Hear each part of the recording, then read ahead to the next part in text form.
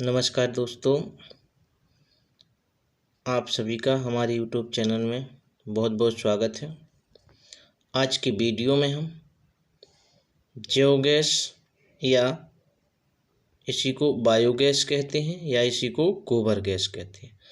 तो biogas, biogas या गोबर गैस एक ही है।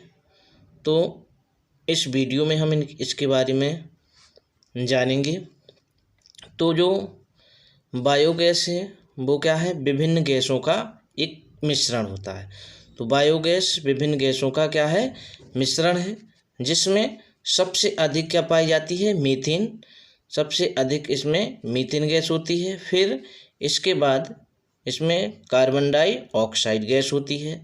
तो ये मुख्य रूप से इसमें मीथेन और कार्बन डाइऑक्साइड गैस पाई जाती हैं। इसके अलावा इसमें बहुत सारी गैसें पाई जाती हैं, जैसे नाइट्रोजन, हाइड्रोजन आदि गैसें भी पाई जाती हैं। तो देखें तो इसमें है, अर्थात बायोगैस क्या, मीथेन तथा कार्बन डाइऑक्साइड में सबसे अधिक मात्रा होती है और शेष अन्य गैसें होती हैं।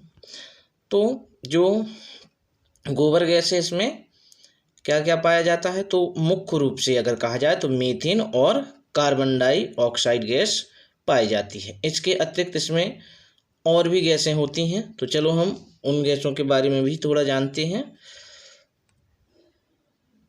तो आगे है इसका जो रासायनिक संगठन का है या कंपोजिशन ऑफ बायोगैस। तो बायोगैस में कितने परसेंट होता है इसको जानना है। तो पहला मीथेन, और मीथेन कितना है, 50 से 70% मीथेन की मात्रा होती है बायोगैस या गोबर गैस में। फिर कार्बन डाइऑक्साइड, तो कार्बन डाइऑक्साइड की 25 से 35% मात्रा होती है। इसके बाद नाइट्रोजन, नाइट्रोजन की 2 से 6% मात्रा पाई जाती है। हाइड्रोजन, हाइड्रोजन की जो 1 से 5% तक इसमें गोबर गैस में इसकी मात्रा होती। अन्य गैसें हैं जैसे एथेन, प्रोपेन, एसिटिलीन, H2S आदि और अन्य गैसों का ये क्या है, मिश्रण होता है।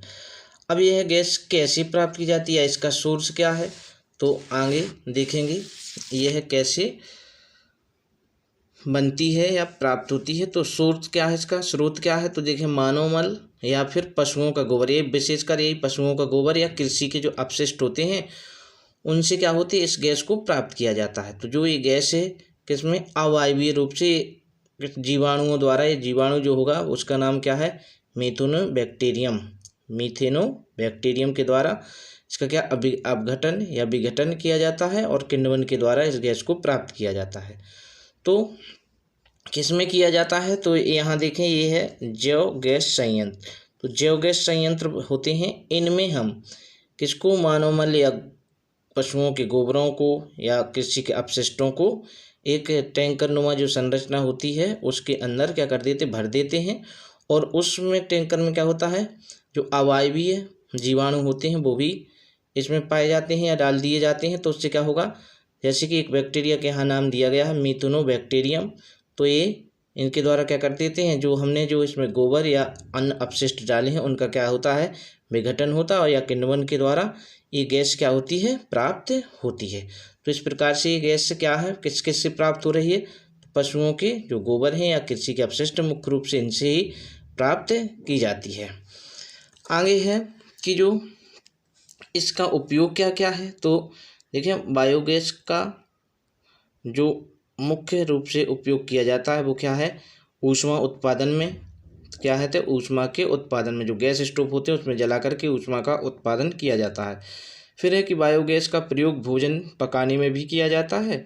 बायोगैस का प्रयोग जो इंजन को चलाने में, जो इंजन होते हैं उनको भी चलाने में किया जा सकता है। बायोगैस का प्रयोग जो उजाला करने में भी इसका प्रयोग किया जाता है। और बायोगैस का उपयोग जो प्रदूषण नहीं होता, मतलब इसको जलाने से प्रदूषण नहीं होता, तो प्रदूषण को कम करने में भी इसका उपयोग किया जा सकता है। तो ऊष्मा के उत्पादन में, दूसरा है भोजन को पकाने में, तीसरा इंजनों को चलाने में और उजाला में, और बायोगैस जो है प्रदूषण को कम करने में भी इसका उपयोग किया जाता है। तो इस प्रकार से जो जैव गैस, बायोगैस या गोबर गैस थी इसके बारे में हमने जाना।